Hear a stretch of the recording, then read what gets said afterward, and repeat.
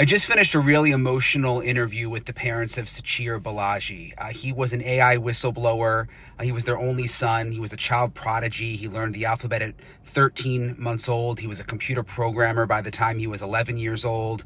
He ended up going to Berkeley and working for OpenAI, but sounding the alarm about what he called unethical practices, concerns he had about copyright laws being violated, concerns he had about AI being what he called godlike. He did an interview with the New York Times in August of last year, and 1 month later, he was dead. Police said it was a suicide. His parents say there is no way he took his own life.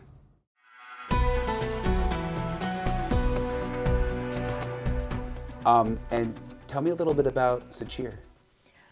Suchir was always joyful, always full of life. He would never sit quiet. He was adventurous and he loved outdoors. He had a motorcycle and he was very kind hearted and a very sweet person. He's touched many hearts. His dentist was sad. Everyone he visited or he met even once, they feel very sad and heartbroken for his loss. And he was very smart. Oh, tell me about it. He was a prodigy. He was very sharp and he never took wrong decision in his life. He started working at the age of 18 at Cora. I mean less than 18 actually, right out of high school. In high school, he was national topper for USACO, USA Computing Olympiad. About 20 Olympiad winners are called for a 2 weeks camp. He attended that in 2016. He met Cora CEO. And the CEO said, like, we take USACO graduates who were really smart straight out of high school. What happened was Suchir could not get into UC Berkeley or any Ivy League college that time, but he got the results of national championship only in May after all the schools made a decision. So he decided to work for Cora and then take that experience and get into UC Berkeley. Then he went to international contest ICPC from UC Berkeley. Then he won $100,000 award for TSA for improving the passenger screening algorithm. The algorithm. He won 100,000 from TSA. Yes. Wow. He didn't even feel anything great about it. He didn't want to brag about any of his success. He was very humble. He found out, my husband found out in the paper, and then after 2 months, yeah, I got it. What's the big deal? All his friends say the same thing. Actually, we knew he was sharp because he picked up alphabets at 13 months. And when we took him to Barnes and Noble or bookstore, he used to say, Java section, go here. And if my husband said he was going to school that time when Suchi was born for higher studies, and if he said bring the black book, he would say Unix. Bring the red book, oh Java, I'll bring it. So he was picking up the alphabet at 13 months? Yes, alphabets at 13 months, and 1.5-year-old he would give us driving directions. Driving directions at a year and a half?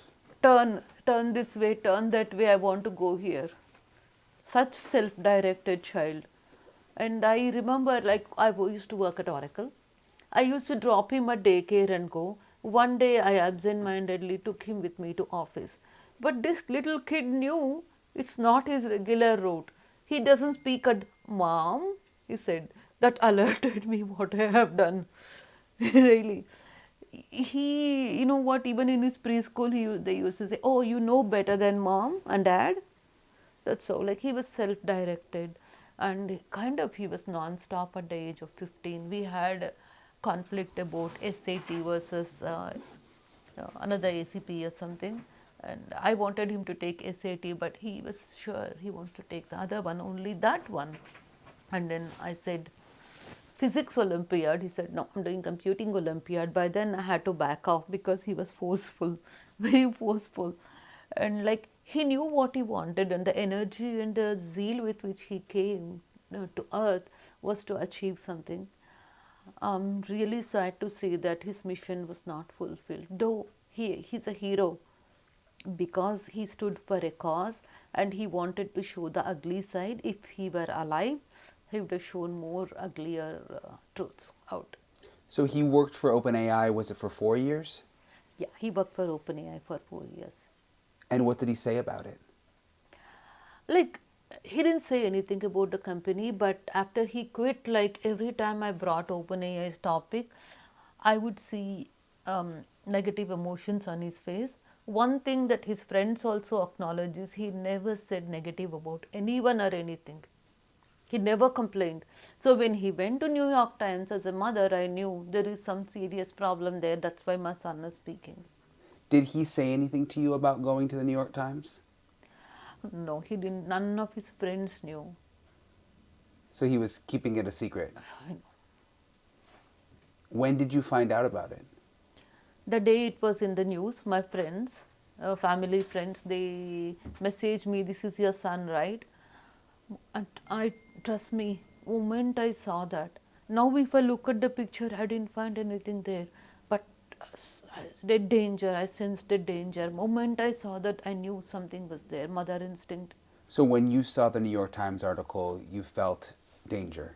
Yeah, I felt something there. I know something is going to happen. As a mother, I could sense it.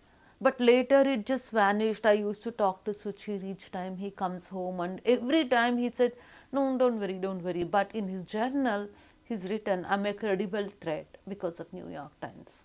What did he write? Credible threat. Credible threat. Because of New York Times, because of that interview. Because it went public.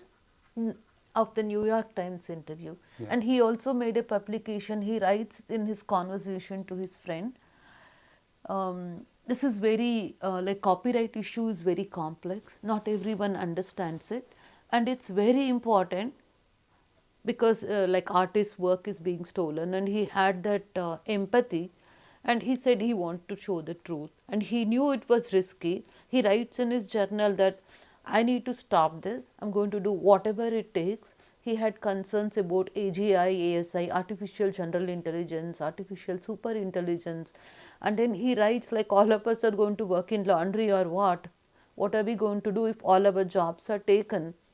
Right? If the intelligence is more than human intelligence, this AGI or ASI, will it become God? He's asking, and he wrote out all these consequences of it in his journal. Did you know that he was so concerned at the time? No. He kept it to himself. He was like that from the beginning, very secretive. But one thing for sure, I was talking to his friends, I knew most of the things that they thought I won't know. Like what they did in Seattle. We met his friend few days ago.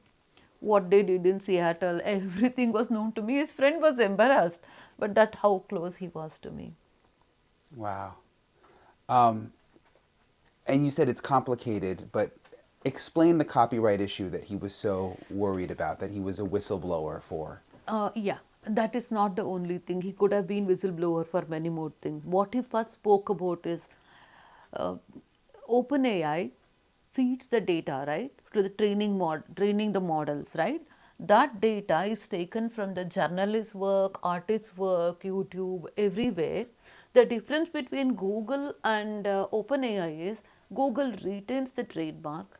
I don't know if they pay or not, but OpenAI removes the copyright stuff there, and the data that's input is not the data that's output. There is some modulation, there is some difference, significant difference. In other words, it's inaccurate and it misleads the society. So he was very concerned about harm to humanity. This is the beginning of AI causing harm to humanity, he says. What date did the New York Times article come out?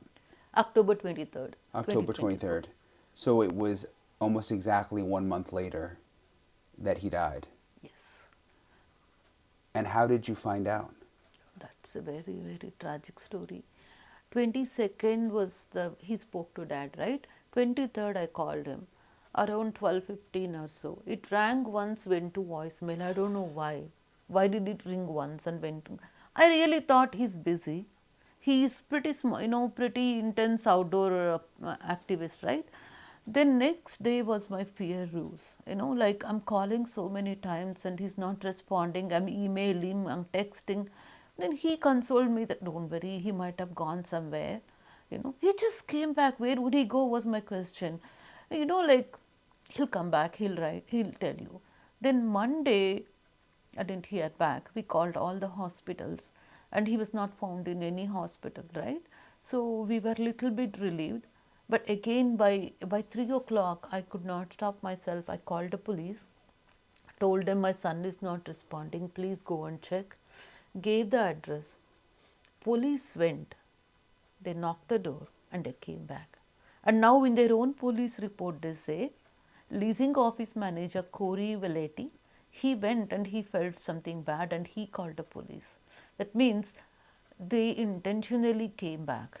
And then I was standing outside on 26th, that was on 25th first time. They came back, they didn't even bother to inform me that they went and they found some, they didn't find. I waited till 5:30. I called him at 5:30. You were outside? No, no, no, not that time. 25th I was home. I asked them to go. And I waited till 5:30 and I called them. And then they said, ma'am, we could not go inside because we did not have the keys. That's not true. They did open in other cases I've come across. Police have the right to open if there someone is not responding and when the smell is coming from the door. How could they ignore it? Then on 26th, they said, if you come, we will open the door. Okay, I went there around 1 o'clock. Two cops came first. They went inside and they came back and they said, no, we couldn't enter. We don't have any, we have to follow security protocols. We want two senior officers to come. They came with the body cam. They went inside and they came back and said, no, we're not able to enter. They didn't tell the truth. We're not able to enter, we're waiting for two more people. You go home, we will let you know in 5-6 hours. That doesn't make any sense for a mother who's worrying. I just didn't leave that place. I sat there all along till 3:20. I saw a white van coming to the apartment complex and I was really worried when I did not see it as an ambulance. I don't have any understanding why he could not have come out, what happened to him, from where. Right? I thought maybe he's sick or something, but I ran to that white van and asked them. They said, there's a dead body here. We have come to take it. That is when I grasped what's happening. I called my husband. He was not well that day. He still is not ready to believe. He's still not ready to believe. I called my best friend. I told her this happened. Come. She started, it took an hour for her to come. By then, around 4 o'clock, they finished all the evaluation, 40 minutes. And in that 40 minutes, they have seen Suchir coming inside the building. They have seen the CCTV footage of last time he entered at 7:30. He looks pretty normal, happy, he's bouncing. He's not even walking slowly. How did they conclude he was depressed and he took his life? Then in about 40 minutes, they told me to wait inside the leasing office, they will come. They probably took the body and then they came. Then they said, your son had owned a gun and he shot himself. Immediately I told them, look, he was a whistleblower. He went to New York Times. They didn't want to listen to that at all. You told them that immediately? I told them, and you know what, their lies and cover up is beyond words. They have put in the autopsy report, mother said her son was stressed because of unemployment. My son had 850,000 to 1.5 million job offer. He was that valued. He was planning to start his own company. He writes in, he told me also. So you never said that he was stressed because of unemployment? No. He was working on another project. That moments before they killed him, he was looking at, he wanted to work on reinforced learning, that's a specific machine learning module, and neuroscience. Very few minutes before they killed him, he was researching on neuroscience, researching on brain. These, I don't want to use any bad word here. These people saw that and they put in the autopsy report that he was reading brain, he shot himself in the brain and he died. They saw the trajectory, that it did not even touch the brain. So, how could they make this? So that was, I was suspicious. Balaji believed from the beginning, even I was suspicious. This can't be possible. Next day I called medical examiner's office, SFPD, homicide unit. Everyone, and homicide called the next day back, that was on 28th, And they said, ma'am, if you feel that way, you should go and collect his devices right away, and don't allow cleaning up the apartment. Leasing office had actually told me, it was very suspicious actually. Leasing office told me you can't enter until we clean up. Then on 28th I called him and said, no, you're not going to clean up. We will take the possession of the apartment. And then we went and brought his laptop and devices. Were you able to go inside the apartment? Yes, we saw the difficult scene there. We saw the very difficult scene. But at least we got his phone at that moment, phone and 2 laptops and a desktop with us. We kept it to us, but we saw another visiting card also. I don't know if it was a trap for us or something. There was a visiting card of a copyright attorney. Sorry, what did you say? Visiting card of a copyright attorney called Matthew Buttery. So we called him on 29th. We told him, look, this happened. And he said, yes, your son met me on October 29th. He's very brave and courageous. He told me what OpenAI did to him. If you want, I'll come and meet you at some point of time, and when I come to San Francisco, I'll let you know. But he never did that.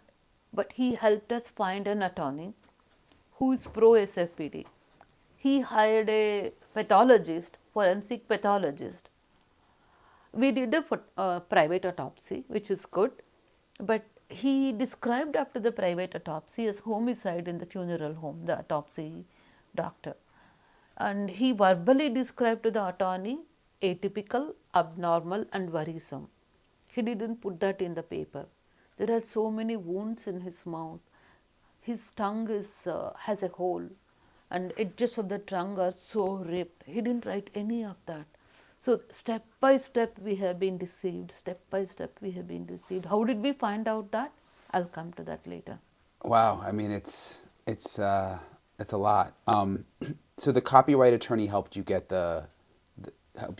investigating? They closed it as a suicide, right? So they think it's all over and we are just talking like grieving parent. They don't care. We want FBI to investigate thoroughly, but we know they're very slow and we want to know what happened.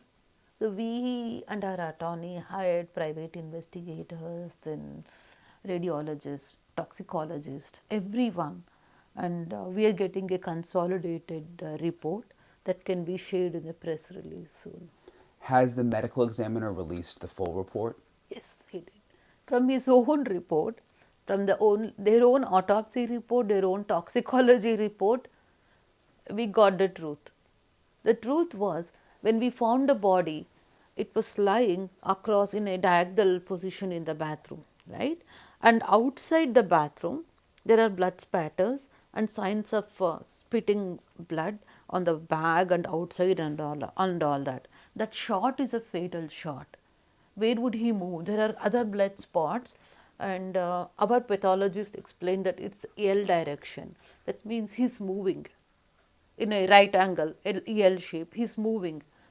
And after being shot, like how can he move? And it looked like someone placed him there, because all the blood spatters, if he moved around by himself to spit or something like that, then there will be signs of movement, right? He's a little bit of blood pattern, and that didn't move. That tells us some other wound is there, something else happened to him. We're waiting for the reports. What reports are you still waiting for? Our forensic pathologist report, and we've consulted another very famous pathologist. We got 2 radiologists to give us a report, and a toxicologist is going to review. Why toxicologist is because alcohol level is 0.178%. It's 178. It's very high. For someone who's not used to drinking rum and whiskey and all, we confirmed with his friends also, he was a social drinker. They don't drink any hard drinks. Even the 21st November was his birthday. Even at that party, they didn't do much of alcohol or anything. We confirmed they were not doing drugs or anything like that. And in the alcohol, not only the alcohol level, there is GHB, that is date rape drug. That was very high. And medical examiner tried to cover up saying it's endogenous, found in every dead body after 3 days due to bacterial reaction. But the truth is, under 5,000 is the endogenous GHB. In their own autopsy report, there's a specific line I can share with you later that says if this more than 50,000 nanogram per liter, that's when they include it. That's very high. And the combination could be making him lose muscle control or unconscious or even into coma. How can he shoot himself? How did they ignore all these factors? They never included any wound on his body. I called a doctor personally, Dr. Ziegler. I spoke to her personally and she said, there's no wound in the body. He shot himself in the brain and he had instantaneous death. Careless. This is the country we live in and we trust. This is the authorities we trust. Did you know he had a gun? No, we didn't know. Only his friends knew. We spoke to another friend yesterday. He also bought a gun because of personal safety. Suchir also bought because of personal safety. He did do some kind of like target shooting and all that. Probably he was practicing, right? If he did target shooting. And his bullets were spread out in the apartment in different places. And coincidentally, what we learned is he bought the gun in January. The same time he decided to quit OpenAI. He hadn't. He discussed with his boss that he's pursuing PhD. He wants to go. So is there anything that he learned made him purchase the gun as well as think of going to PhD? That's a possibility. There could be other possibility that he was bored at work. So he wanted to go for PhD. But do you think it's just a coincidence that he bought the gun when he was leaving OpenAI, or do you think he was concerned about his safety? Yeah, that's little bit of a, but he never wrote anything in his journal, so it's a little difficult to investigate by ourselves. And OpenAI doesn't tell anything. OpenAI, like they say, no, he never did the whistleblowing thing. He left us in good terms. But beyond those sweet words, we know them. Have you heard of any other whistleblowers? Has anyone else come forward to you since Not all of to this us, happened? but recently I think his name is Brandage, last name Miles Brandage. He came forward and he spoke. He left 6 months ago. He left OpenAI because of AI safety issues. He only worked on AGI for 3 months, artificial general intelligence. That's the one that replaces humans by machines. And he spoke about the AI safety issues. And if the input and output is incorrect, right, that's Suchir's logic, then what kind of danger it can face for humanity, right? Somewhere, like things can go wrong. That was his concern, I believe. Did he ever express any problems at work to you when he was at OpenAI? No, he was happy until 2023. He was also the one who signed Sam Altman's reinstatement.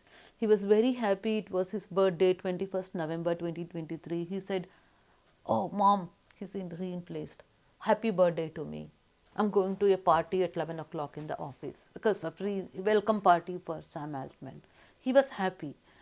And January 2024, he was unhappy. Why? Within 2 months. So that's a gossip probably, but what we believe is like along with Sam Altman, AI safety people all left.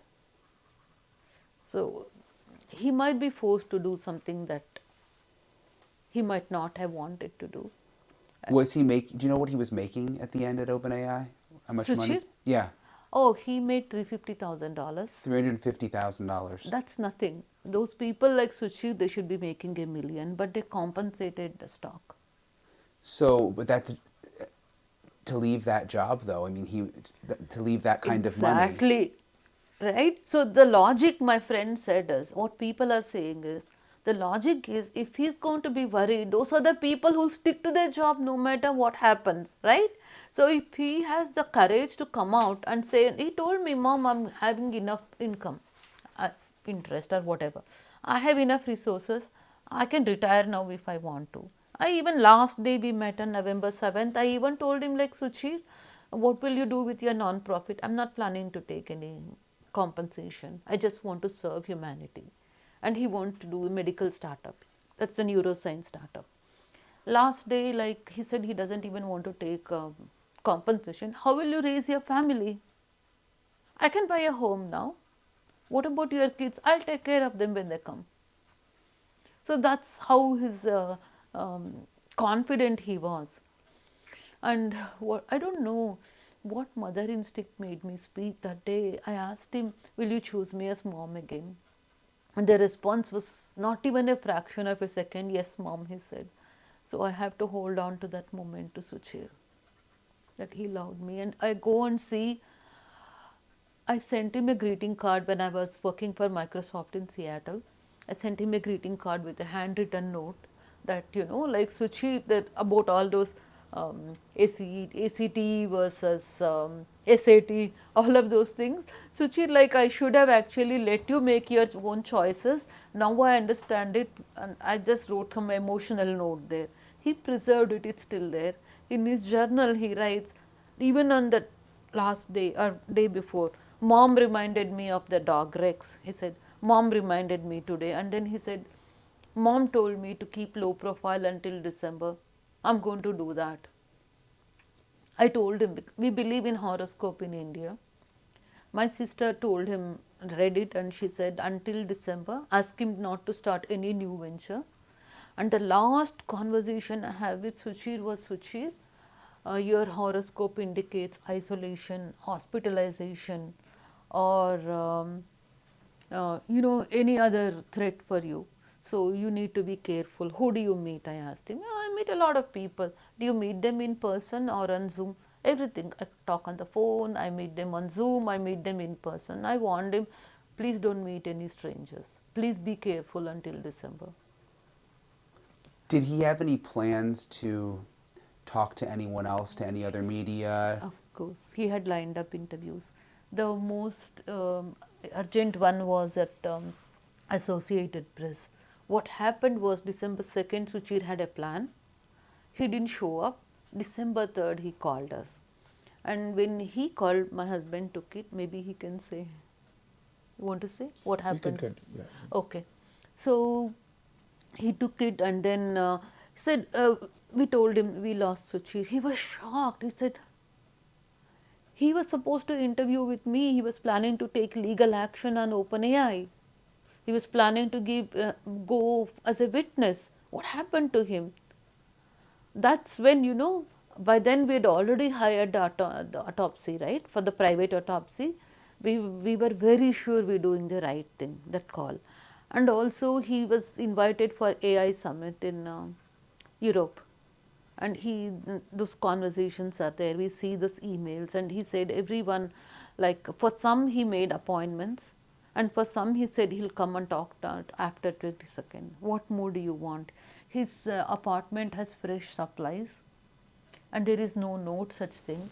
There is no abnormal behavior patterns in him, and he looks happy. I sent a picture to you, to your cell phone. He looked very happy, and we saw the video in the CCTV footage. Leasing office manager was little courteous to show that footage for us, and we just requested to clip one picture because that's the last picture of alive Suchir.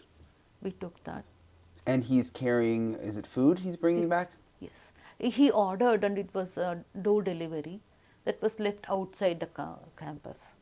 So Suchir went out, quickly picked up the food and came back. He was not even slow.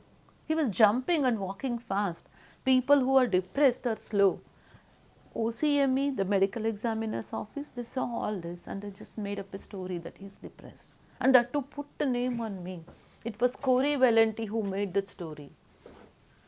I don't know what role apartment complex had in this, because we learned that the CCTV in the garage was not working 2 months, and the CCTV in the neighborhood was not working. Right? Anything that goes into the garage entrance, there are 3 entrances to the garage. SFPD did not even bother to count. They said there's only one entrance. We saw the CCTV footage. No one came in, no one went out. Did they take into account how many entrances are there? There are 3 entrances. and one through the garage is easily accessible, but they need to have a key to open it. And we don't know if master key has been shared with anyone. We need to investigate all that. That's SFPD's job. They failed to take there's a whole list of complaint against them. They failed to take the fingerprinting. They failed to trace the footsteps of people who came in. They failed to take any DNA samples or anything. It's very tragic. Do you want the federal government to get involved? Yes, that's our goal.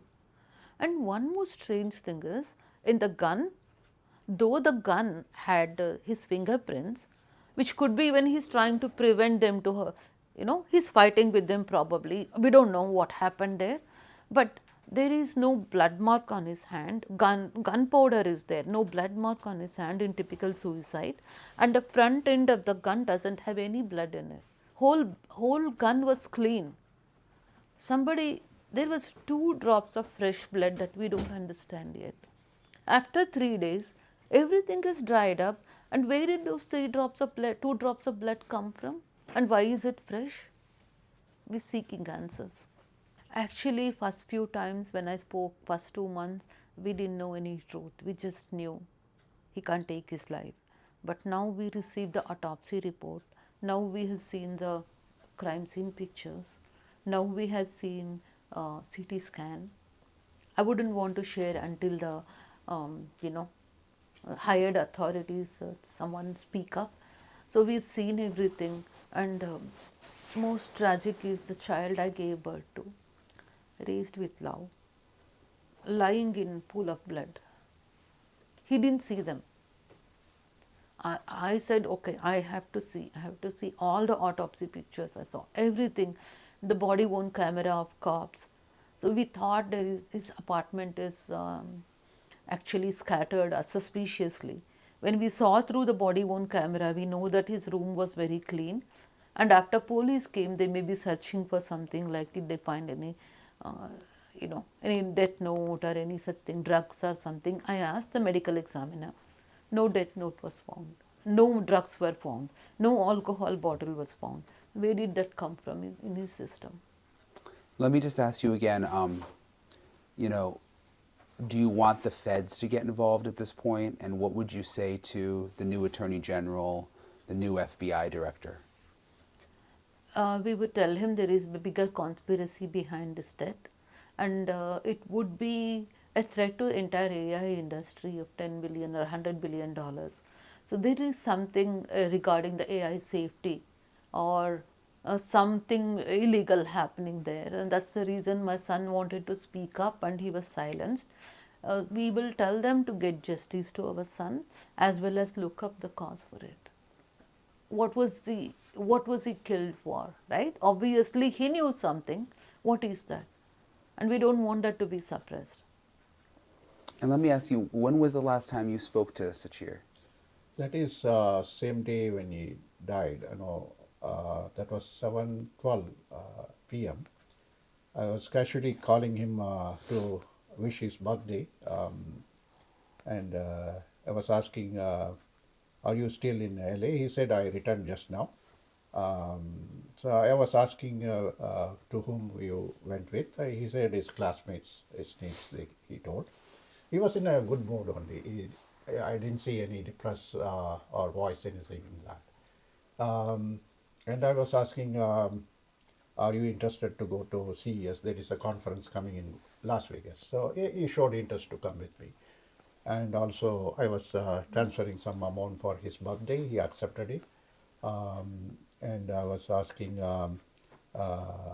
about what is the plan. He was telling he's going for dinner at that time.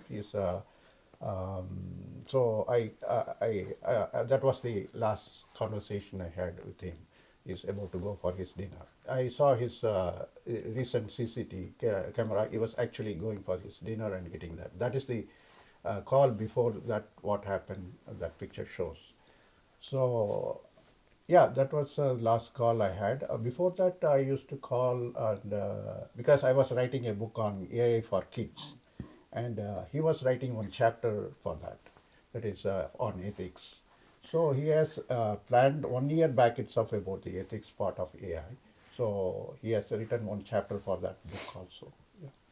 The last picture of him, the surveillance photo where he's carrying the food, you had spoken to him just shortly Before before that, that. yes.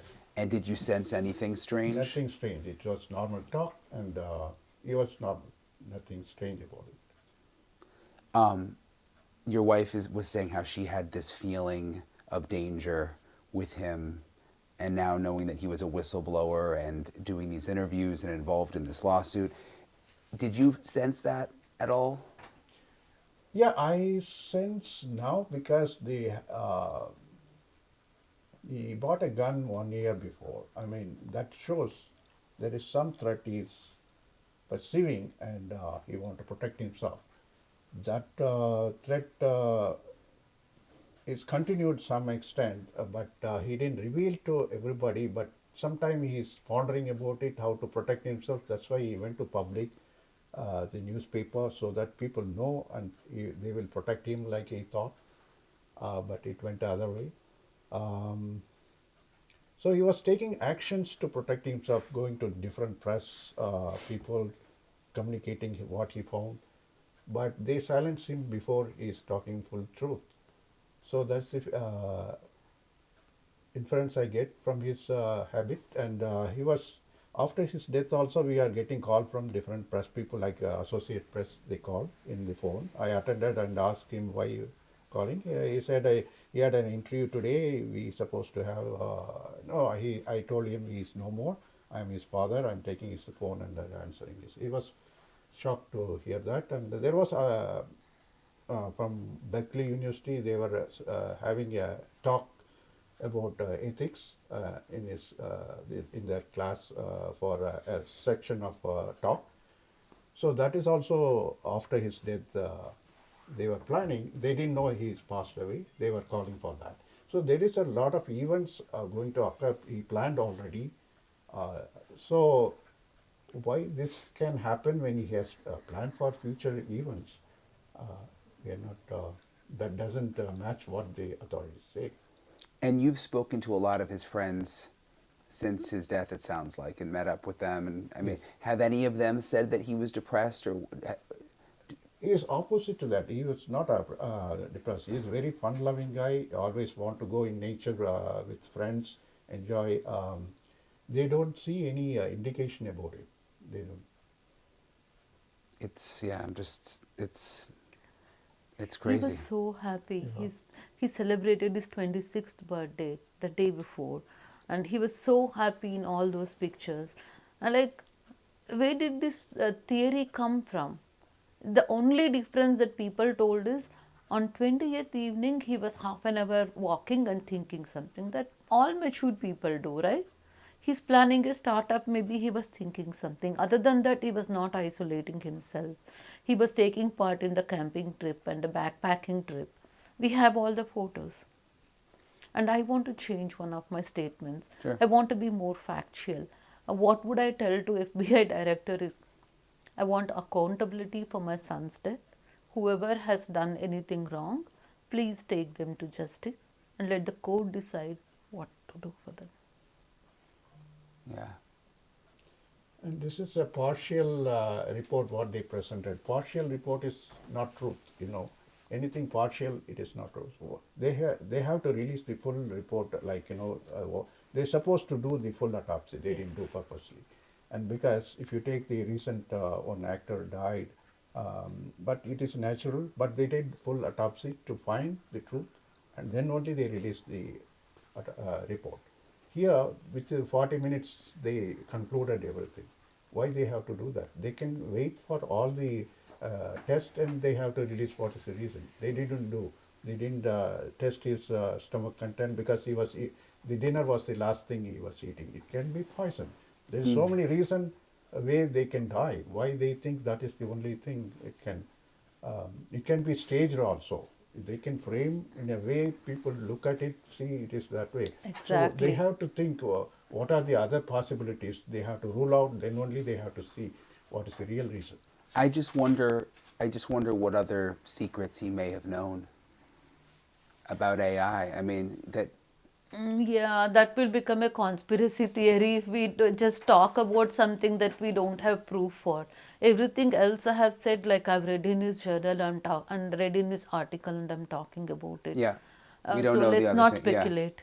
What do you say to people who think, gosh, I feel terrible for these parents, but maybe they are just in denial about what really happened? We have the evidence of homicide, and our attorney believes it's homicide. Our doctor who did the autopsy, he said it's homicide to the funeral home. And now we are waiting for him to give us conclusive report like that. We have not put any pressure on him. He got all the CT scan and toxicology report. He's reviewing them whenever he gives a report. And we've also consulted another forensic pathologist.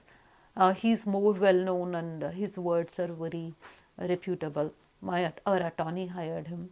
We are waiting for the reports patiently. Though we know what happened, let let people who are responsible, let them take their action. His journal, do you have it here? Could you show us it? Or Journals. are you okay with I that? cannot share them yet because Yeah, they're in I- his notepad and not in the handwritten journal. On his phone On notes. his phone notes. And he also put it on Google Drive. Okay. Makes sense. I'm thinking old fashioned when he he was too Yeah, young for yeah. that. Yeah. See, On his desk, we saw some software flow diagrams he was writing in the last minute or something. He was always thinking about Vedas creating is genius. algorithms for that. His desk is full of his writing on handwritten one. It's not about suicide or anything. It is all software. We are planning to send all those notes with our attorneys under our attorney's guidance and get forensic psychologists to review and tell the court that he was not suicidal. And But that's our goal. But whatever it is, they will give to the report. Yeah. But you said there was something in his notes you said where he felt threatened. That was actually 30th October when he came home. 29th he's met Matthew Butterick, right? Then all night he hasn't slept. And he was very scared. Next day when he came, I could see his distress and something was bothering him that day. But I kept track of it. And 2 days after I did the FaceTime interview, I still have that text. Are you sleeping well? Are you eating well? Like, are you doing any? Do you read books? How do you spend your time? Because I just want to make sure he's good. And again, to make me happy, he came on 7th. He looked very normal. We had lot of discussions about Indian culture and all of those things. I was so happy. At least now he's showing, as 26, he's showing some, you know, like a cat was walking, and then I laughed. Why, he asked me. There's a, like a superstition in India, I said. That's why I laughed. What is a superstition? I want to know. And I told him. So this is the kind of conversations we had. The last conversation was a warning based on astrology. So we just hope, like, if he had survived till December, he had a very bright life, very bright life. He was planning to start a competitor to OpenAI. He was in his his boss Russell has written in X platform, what his project was. It's a parallel to AGI, artificial general intelligence, in a different way. And he wrote he wanted to work with Ilya Suchir. That's the one who started SSI. I don't remember the name of details of SSI. He said, I would work with Ilya, but he didn't want to work with Meera. So, Do you have any questions, Allison? I wondered if there was anything in the journal that talks about his personal life or, any girlfriends or anything, like anything personal or anything that says I'm feeling really down today, anything like that. okay. You can ask it. Yeah. He was meeting a girl for a few times, and she was more of a friend. Suchir liked her, that's the truth, but she was more of a friend. She was already in a relationship. They haven't talked till November 10th. After November 10th, they haven't talked at all. This girl was known to Suchir for 3 years. Other than that, he just writes Frank is evil and all that stuff. But actually, we like Franklin. Why he wrote we evil, I don't know. That kind of stuff he writes. But there is some goodness inside him too. So this is how he writes. And then ask Meera, where did Sora gets the data from? That's from YouTube, right? So he didn't tell directly. He indirectly told all these things. It seems he was very funny. We have one video from his apartment, how funny he was. Full of life. Full of life. A life well led. And he had the fun till the last minute. Only last 2 hours of his life was difficult. Other than rest of the life was a piece of cake for him. He never struggled for anything in life. When the police came and when, this decision was made about it being a suicide, did they know the whole backstory They never about heard. the New York Times? That is one very important thing. And also, if you notice it, it's very interesting. 40 minutes they made the decision. Before toxicology report came, before they analyzed the CT scan, David Sewell has come and announced that it was a suicide. That actually the fact is, the day after they found the body, they should have told, you know, death by head gunshot, right? Why would they have to make a decision? And if we look at the toxicology report, even that could be the cause of death. They've broken all the protocols. They've broken all the protocols. And you know what? David Sewell tried to misguide our attorney that GHB is endogenous, it's found in all dead bodies, as if we don't know. We ourselves went to Stanford, we did the research and we found out less than 5,000 is endogenous, and they include that after 50,000, that means it's dangerous. Why did they not wait for that?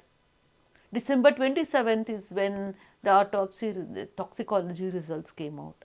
They gave this in news on December 13th or 14th. How is that? We will take action on them for negligence and medical malpractice as well, because she's supposed to do, when there is a wound in the forehead, they were supposed to open his head, right? They didn't even, they're supposed to take the picture of inside of mouth, they didn't. They were supposed to open his stomach to know the time of death. They didn't bother, and telling lies to us. And also the report was ready in December itself. They didn't release Yeah. purposely. I don't know why they released after in February, after 2 months. They could have released in December itself. The report says that it was prepared in December. They hold it. They don't want to release it. Yeah. We had to sue them. We had to sue the city of San Francisco, which includes medical examiner and SFPD. And what SFPD was doing is, we are investigating, they would tell the press. When our attorney called, they'd say investigation is closed. So we had no choice but to go and file a lawsuit. Even now, though they seem to be cooperative, SFPD's chief gave a written statement that they have done these things. One of them is a ballistic test. They verified a CCTV and key fob, and what else? Oh, they found a DNA on the gun, they said, right? Where are all these reports? Did you do any witness interviews? Give all the reports. They haven't given. Have they really done it, or they just said it? If FBI looks at it, all this will come out. And we're just hoping there's some accountability from the law enforcement. Hope FBI can take some action, bring light into it. And now we see the US Attorney General, Miss Bondi. She's very honest, and we are just hoping under her there may be some justice in the federal court.